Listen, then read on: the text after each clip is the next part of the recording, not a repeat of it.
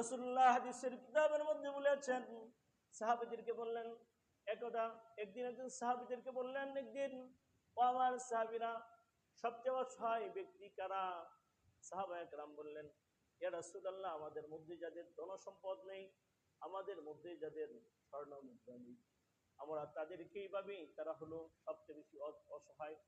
রাসূলুল্লাহ বললেন, না, সবচেয়ে বেশি অসহায় তারা নয়, আমার উম্মতের মধ্যে ওই লোকগুলো সবচেয়ে বেশি অসহায় যারা জীবনে অনেক নামাজ পড়েছে, হজ করেছে, যাকাত দিয়েছে, অনেক আমল করেছে, মসজিদ মাদ্রাসা অনেক কিছু নির্মাণ করেছে, কিন্তু পাশাপাশি মানুষের উপরে জুলুম করেছে, অত্যাচার করেছে, অন্যায়ভাবে কোনো মানুষের রক্তপাত করেছে, হত্যা করেছে, কোনো মানুষের ধনসম্পদ আত্মসাৎ করেছে, আবার সে মসজিদও নির্মাণ করেছে, আবার কোনো মানুষের বিরুদ্ধে নিরপরাধ একজন মানুষকে সে দোষী সাব্যস্ত করে তাকে হত্যাকাণ্ড ঝুলিয়েছে, তাকে ফাঁসি কাস্টে ঝুলিয়েছে, তাকে নির্যাতন করেছে, এবং অনেক আমল নিয়ে এসে উপস্থিত হবে, পাশাপাশি অনেক গুনাহ নিয়ে হাশরের ময়দানে উপস্থিত হবে। আল্লাহ রাব্বুল আলামিন হাশরের ময়দান যখন শুরু হবে, তখন মানুষদেরকে যারা জালেম মজলুম বিচার হবে, জালেম মজলুম যারা আল্লাহ পাকের দরবারে বিচার নালিশ করবে, তখন জালেম সেখানে কোনো টাকা পাবে না, অর্থ পাবে না, সম্পদ পাবে না, মজলুমদের অত্যাচারিত ব্যক্তির তার পাওনা পরিশোধ করার জন্য। তখন আল্লাহ পাক বলবেন, তোমরা দেখো এই জালেমের আমল নামায় কতগুলো নেকি আছে। আমল নামায় নেকিগুলো দেখা হবে। দেখার পরে সব নেকিগুলো যাদের উপর জুলুম করেছিল, যাদের টাকা আত্মসাৎ করেছিল, যাদের বিরুদ্ধে সম্মান নষ্ট করেছিল, কুৎসা করেছিল, গীবত করেছিল, তাদেরকে আমলগুলো দিয়ে দেওয়া হবে। রাসূলুল্লাহ সাহাবীদেরকে বললেন, আমার সাহাবীরা শুনে রাখো, ওই জালেম ব্যক্তির অনেক আমল নিয়ে আল্লাহ পাকের দরবারে উপস্থিত হবে, কিন্তু তার আমলগুলো সমাপ্ত হওয়ার পূর্বেই তার তার নেকিগুলো সব শেষ হয়ে যাবে। পাওনাদারের পাওনা পরিশোধ করার পূর্বেই তার সকল নেকি পরিশোধ শেষ হয়ে যাবে। এরপরে আল্লাহ পাক বলবেন, ওই জালেম ব্যক্তির আমল নামায় দেখো আর কোনো নেকি আছে কিনা। বলা হবে, আর কোনো নেকি নাই। এরপরে মজলুম অত্যাচারিত ব্যক্তির গুনাহগুলো জালেম ব্যক্তির গাড়ে চাপাইয়া থাকি জাহান্নামে নিক্ষেপ করবে। সে অনেক আমল নিয়ে যান হাশরের ময়দানে উপস্থিত হবে, তারপরেও সে দুনিয়াতে হুকুকুল ইবাদ, বান্দার হক নষ্ট করার কারণে সে অনেক গুনাহ নিয়ে সকল আমলগুলো মজলুমদেরকে, পাওনাদারকে দেওয়ার পরে সে শূন্য হয়ে যাবে।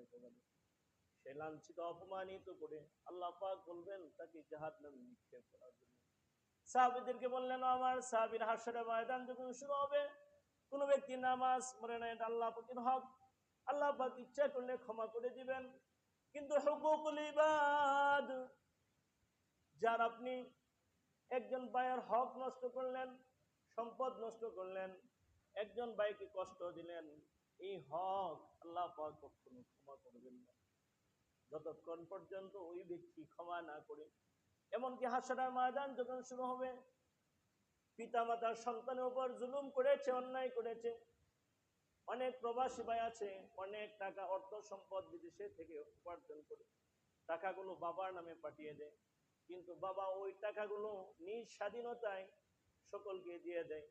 পরিশেষে ওই যিনি কষ্ট করে, যে ভাই, যে সন্তান টাকাগুলো উপার্জন করতে, তাকে শূন্য হাতে থাকতে হয়।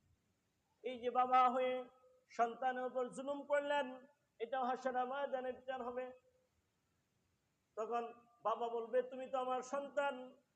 সন্তান বলবে, না, আজকে কোনো বাবার পরিচয় নয়, দুনিয়াতে তুমি আমার উপর জুলুম করেছিলে, বিচার পাইনি, আজকে বিচার পাবো। তখন বাবা ও সন্তানের হকগুলো দিতে হবে। এ ভাই বন্ধুরা, আবার কঠিন পরিস্থিতি হবে, যে তাই আমাদের উচিত প্রত্যেক ব্যক্তির হুকুকুল ইবাদের বিষয়ে সতর্ক থাকা, সর্বদাই হুকুকুল ইবাদের বিষয়ে সতর্ক থাকা। যারা শাহাদাত বরণ করেন, ইসলামী ইমারত, খেলাফত প্রতিষ্ঠা করার জন্য যুদ্ধ জিহাদ করেন, তাদের আল্লাহ পাক জিন্দেগীর সমস্ত গুনাহ মাফ করে দেন, কিন্তু একটা গুনাহ আল্লাহ পাক ক্ষমা করেন না, সেটা কি?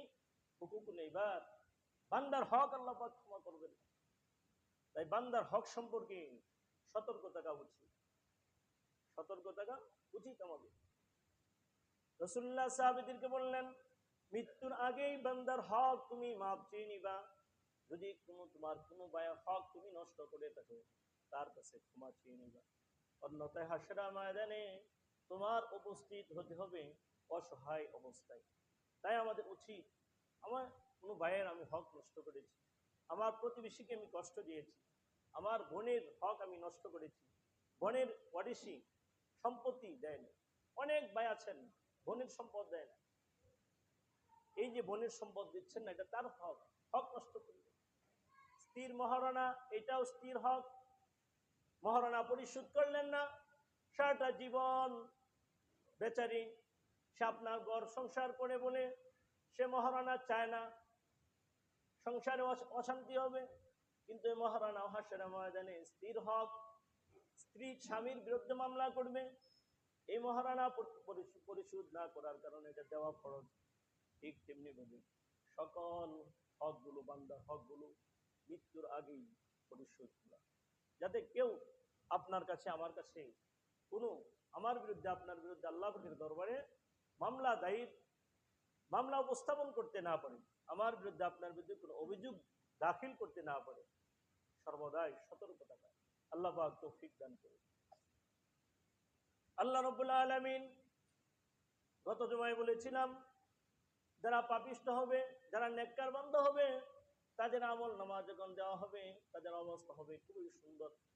আর যারা পাপিষ্ঠ হবে তাদের আমল নামা যখন তাদেরকে দেওয়া হবে তাদের খুবই কষ্ট হবে। আল্লাহ পাক কুরআনুল কারীমের মধ্যে উদ্ধৃত করেছেন, ওয়া আম্মা মান উতিয়া কিতাবাহু ওয়ারাআ যাহরিহি, যাদেরকে আমল নামা দেওয়া হবে, যারা মুমিন মুসলমান, তাদেরকে জান্নাতের সার্টিফিকেট দেওয়া হবে ডান হাতে, স্বাচ্ছন্দ্যে সে গ্রহণ করবে, আনন্দে সে গ্রহণ করবে, সে তাকে উৎফুল্ল আনন্দিত থাকবে। আর যাদেরকে আমল নামা দেওয়া হবে, যারা পাপিষ্ঠ হবে, মুনাফিক হবে, তাদেরকে আমল নামা দেওয়া হবে বাম হাতে, সামনের দিক থেকে নয়, পিছনের দিক থেকে। আল্লাহ পাক কুরআনুল কারীমের সূরা ইনশিকাকের মধ্যে উল্লেখ করেছেন, ওয়া আম্মা মান উতিয়া কিতাবাহু ওয়ারাআ যাহরি, পিছনের দিক থেকে তাদের আমল নামা দেওয়া হবে। যখন আমল নামা দেওয়া হবে, ইয়া লাইতানি লাম উতা কিতাবিয়া ওয়া লাম আদরি মা হিসাবিয়া ইয়া লাইতাহা কানাতিল কাদিয়া মা আগনা আন্নি মালিয়া হালাকা আন্নি সুলতানি। তখন সে বলবে, আফসোস আফসোস, আমার জন্য আফসোস, ইয়া লাইতানি লাম উতা কিতাবিয়া, আজকের এই দিনে যদি আমাকে আমল নামা না দেওয়া হতো, আমাকে লাঞ্ছিত করা না হতো, আমার বিচার ছাড়াই আমাকে যদি জাহান্নামে নিক্ষেপ করে দেওয়া হতো, এটা আমার জন্য অনেক ভালো হতো। ইয়া লাইতানি লাম উতা কিতাবিয়া ওয়া লাম আদরি মা হিসাবিয়া, এবং আমি আমার হিসাব যদি না জানতাম, এটা আমার জন্য ভালো হতো। ইয়া লাইতাহা কানাতিল কাদিয়া, যদি মৃত্যু আমাদের মরণের জীবনের সব শেষ হয়ে যাইত, তাহলে কতই না উত্তম হইত। সে ওইখানে মরণ মরণ বলে চিৎকার করতে থাকবে, যদি আমার জীবনে মরণ হইতো, আর জীবনে কোনোদিন জীবিত না হইতাম। পশু পাখিগুলো যেমন চিরদিনের জন্য তাদের জীবন শেষ হয়ে যাবে, আল্লাহ পাক যখন সকল প্রাণীদের বিচার সমাপ্ত করে আল্লাহ পাক প্রাণীদেরকে বলবেন, কুনতুম তুরাবা, তোমরা চিরদিনের জন্য মাটি হয়ে যাও, আর কোনোদিন তোমাদের জীবিত করা হবে। তখন দুনিয়াতে যারা নামাজ পড়ে নাই, যারা আল্লাহ পাকের নাফরমানি করে, তখন তারা আফসোস করে কাঁদতে থাকবে, কাঁদতে থাকবে, আর বলবে, আজকে যদি মৃত্যুই মরণটাই আমার জীবনে শেষ হয়ে যেত প্রাণীদের মতো, আর কোনোদিন আমাকে জীবিত করা না হইতো, ততই না আমার ভালো হইতো। ইয়া লাইতানি লাম উতা কিতাবিয়া ওয়া লাম আদরি মা হিসাবিয়া ইয়া লাইতাহা কানাতিল কাদিয়া মা আগনা আন্নি মালিয়া, আমার তো দুনিয়াতে অনেক সম্পদ ছিল, অনেক ধন সম্পদ ছিল, কোনো ধন সম্পদ আজকের এই দিনে আমার কোনো উপকারে আসে নাই। মা আগনা আন্নি মালিয়া, হালাকান্নি সুলতানিয়া, দুনিয়াতে যখন আমি ছিলাম আমার অনেক ক্ষমতা ছিল, আমার রাজত্ব ছিল, আমার লাখ লাখ আমার ভক্তবৃন্দ ছিল, কোনো ভক্তবৃন্দ তো আমার কোনো উপকার করতে পারে না। হালাকান্নি সুলতানিয়া, সব আমার ধ্বংস হয়ে গেছে। এভাবে যখন সে রোনাদারি করতে থাকবে, মরণ মরণ বলে চিৎকার করবে, আল্লাহ পাক সূরা ফুরকানের মধ্যে উদ্ধৃত করেছেন, লা তাদউল ইয়াওমা সুবুরান ওয়াহিদান ওয়াদউ সুবুরান কাসীরা, লা তাদউল ইয়াওমা সুবুরান ওয়াহিদা, আজকের এই দিনে তোমরা একক মৃত্যুকে তোমরা আহ্বান করো না, ডাকো না। লা তাদউল ইয়াওমা সুবুরান ওয়াহিদান ওয়াদউ সুবুরান কাসীরা, ওয়াদউ সুবুরান কাসীরা, বরং তোমরা ডাকো অনেক মরণকে ডাকো। পাপিষ্ঠ ব্যক্তি একবার মরবে না, অনেকবার মরবে। সে জাহান্নামের শাস্তি ভোগ করতে করতে একবার মারা যাবে, আবার তাকে পুনরায় জীবন দেওয়া হবে, আবার নতুন চামড়া দেওয়া হবে, নতুন শরীর দেওয়া হবে, আবার সে মারা যাবে, আবার তাকে জীবন দেওয়া হবে। সে একেবারে নিঃশেষ হবে না কখনো। এরপর আল্লাহ পাক বলবেন, খুযুহু ফাগুল্লু সুম্মাল জাহিমা সাল্লু ثم في سلسلة ذرعها 70 ذراعا فاسلكوه। এরপর আল্লাহ পাক বলবেন, ফেরেশতাদেরকে বলবেন, আমার ফেরেশতারা, খুযু ফাগুল্লু,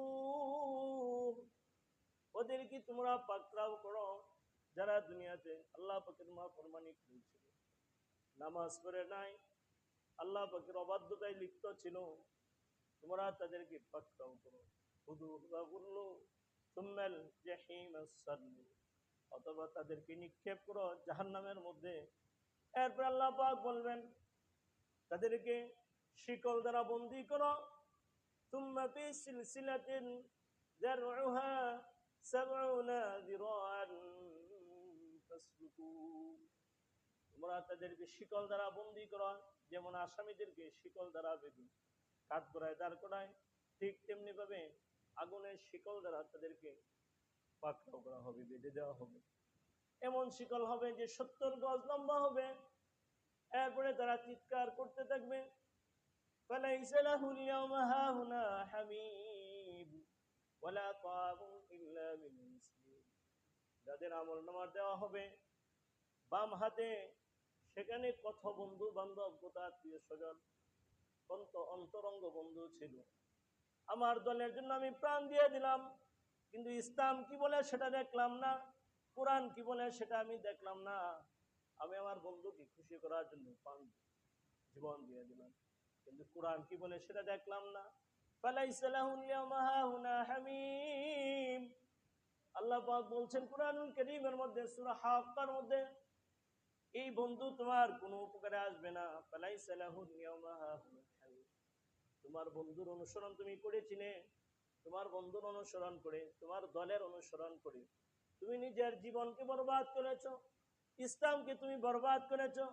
আজকের এই দিনে তোমার বন্ধু, তোমার বান্ধব কোনো উপকারে আসবে না। ফালাইসা লাহুল ইয়াওমা হাহুনা হামীম ওয়ালা তাআবুন ইল্লা মিন গিসলিন, এবং যাদের আমলনামা দেওয়া হবে বাম হাতের মধ্যে, তাদের জন্য পচা রক্ত ছাড়া আর কোনো কিছু অবশিষ্ট থাকবে না।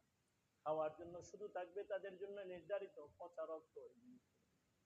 প্রিয় ভাই বন্ধুরা আমার, যদি এই দুনিয়ার মধ্যে উত্তম আমল করে, সুন্দর আমল করে আমরা পরকালীন জীবনে যাইতে পারি, আল্লাহ পাক আমাদের আপনার পরকালীন জীবনকে সুন্দর করে দিবেন।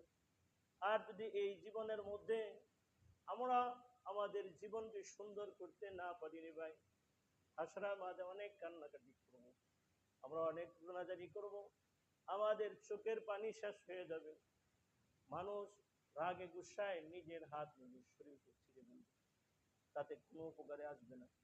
এরপরে বিচার সমাপ্ত হওয়ার পরে আল্লাহ রাব্বুল আলামিন সকল মানুষদেরকে বলবেন, একটা ফুলসিরাত স্থাপন করা হবে, একটা পুল স্থাপন করা হবে, সেতু স্থাপন করা হবে। আল্লাহ পাক সেতু সম্পর্কে কুরআনুল কারীমের মধ্যে, ফুলসিরাত সম্পর্কে কুরআনুল কারীমের সূরাতুল মারইয়ামের 71-72 নং আয়াতের মধ্যে উদ্ধৃত করেছেন, বলেছেন, وإن منكم إلا واردها كان على ربك حتما مقضيا ثم ننجي الذين اتقوا ونذر الظالمين فيها جثيا আল্লাহ পাক এই আয়াত কারীমার মধ্যে বলেছেন বিচার সমাপ্ত করার পরে হাশরা ময়দান এবং জান্নাত এবং জাহান্নাম এই মধ্যবর্তী স্থানের মধ্যে একটা সেতু স্থাপন করা হবে। রাসূলুল্লাহ হাদিসের মধ্যে বলেছেন এই সেতুটা হবে এত দাঁড়ানো হবে, খুর থেকে আরো দাঁড়ানো হবে, চুল থেকে মিহি হবে। সেতুর দুই পাশে আগুনের আংটা থাকবে এবং সেখানে কাঁটা থাকবে।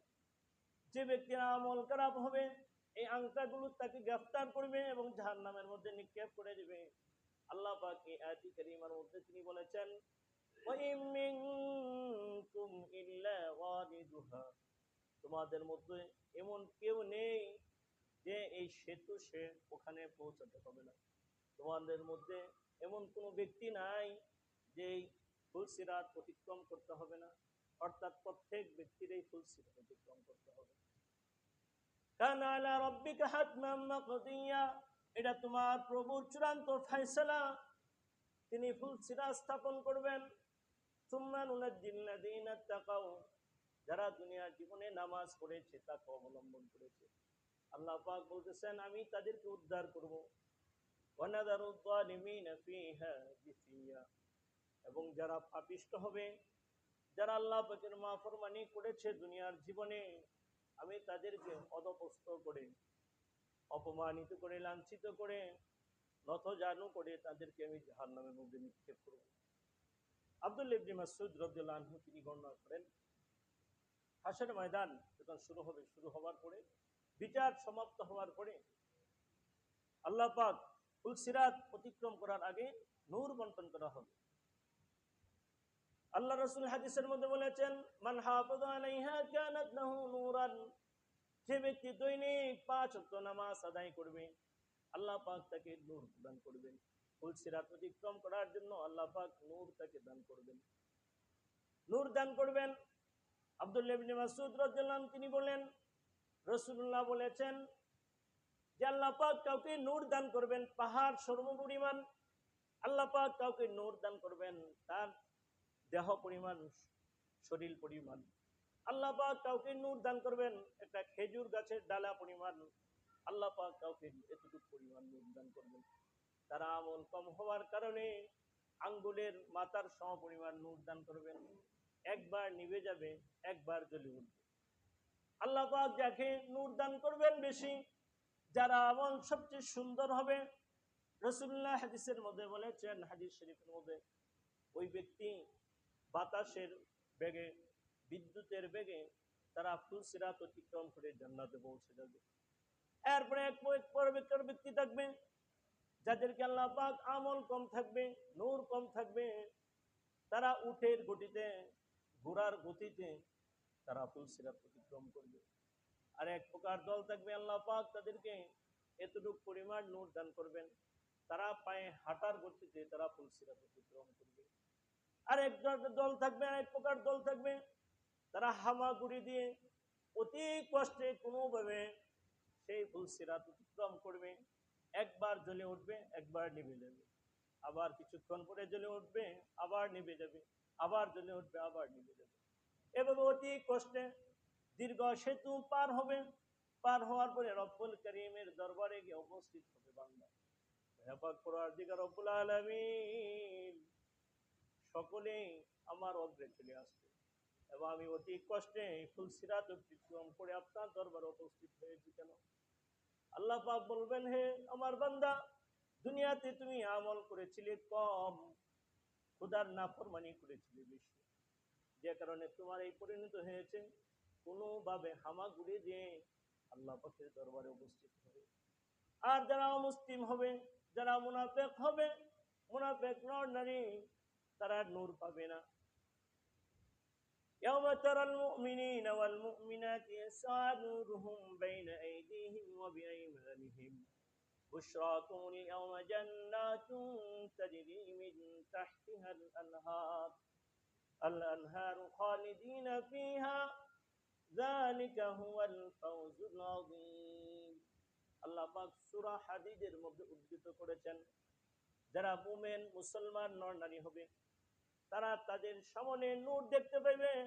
নূরুহুম ইয়াসা, ছুটাছুটি করছে তাদের নূর সামন দিয়ে, তাদের ডান পাশ দিয়ে। বুশরাকুমুল ইয়াওমা জান্নাত, তখন তাদেরকে লক্ষ্য করে বলা হবে, আজকের দিনে তোমাদের জন্য পুরস্কার, তোমাদের জন্য সুসংবাদ। যে জান্নাত পাওয়ার জন্য তোমরা অনেক সাধনা করেছিলে, অনেক কষ্ট করেছিলে, তোমরা এই ফুলসিরাত অতিক্রম করবে। 1000 বছরের রাস্তা অতিক্রম করার পরে তোমাদের গন্তব্যে তোমাদের কাঙ্ক্ষিত জান্নাত তোমরা পেয়ে যাবে। তাদেরকে এভাবে সুসংবাদ দান করা হবে, বুশরাকুমুল ইয়াওমা জান্নাত, যে জান্নাতের পার্শ্ব দিয়ে নদুর নহর, পানির নহর, দুধের নহর প্রবহমান থাকবে। এবং জান্নাত সফলতা আল্লাহ পাক তোমাকে দান করবেন।